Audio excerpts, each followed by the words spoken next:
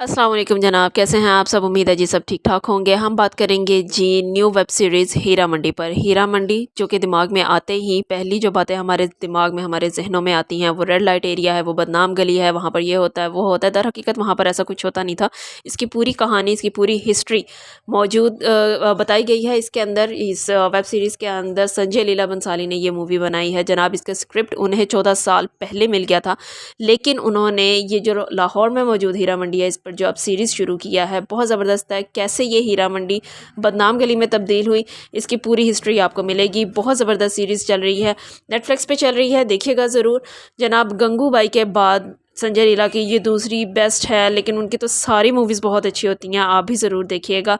यहाँ पर पहले ऐसा कोई काम हुआ नहीं करता था। यहाँ पर जो शाही लोग थे वो अपनी तहज़ीब सीखने के लिए, वहाँ का अपना जो उर्दू की सकाफ़त और ये सारी चीज़ें सीखने के लिए जाया करते थे।